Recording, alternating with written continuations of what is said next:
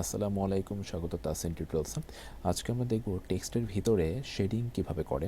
শেডিংটা হচ্ছে আপনি কোনো একটা জায়গায় কোনো একটা প্যারাগ্রাফ অথবা কোনো একটা লাইনে সম্পূর্ণ মার্ক করে দেবেন যেন সেটা হাইলাইটের মতো ফুটে ওঠে।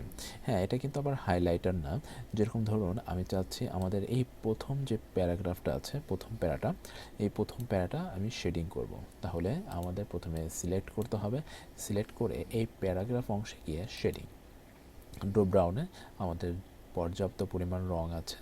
হ্যাঁ, যেই কালারটা আমার পছন্দ আমি সেটা সিলেক্ট করে দেবো। হ্যাঁ, আমি ব্ল্যাকটা সিলেক্ট করে দিলাম। এটা হচ্ছে শেডিং। ঠিক একটু আগে আমি যেটা বললাম এটা হাইলাইটার না, তাহলে হাইলাইটারটা কিভাবে কাজ করে? হ্যাঁ, এটা হচ্ছে শেডিং। এখন হাইলাইটারটা দেখুন, আপনি চাচ্ছেন যে 2023টাকে হাইলাইট করতে, তাহলে এটা সিলেক্ট করে আপনি এখান থেকে এটা দিয়ে দিলেন, আবার এটা সিলেক্ট করে হ্যাঁ আপনি এটা দিয়ে দিলেন। এটা হচ্ছে হাইলাইট।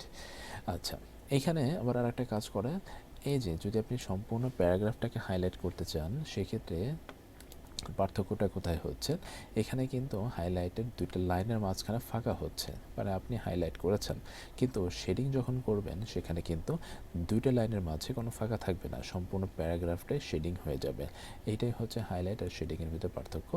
তাহলে আজকে পর্যন্ত, দেখা হচ্ছে পরবর্তী টপিকে। ততক্ষণ পর্যন্ত আমাদের সাথে থাকবেন। আল্লাহ হাফেজ।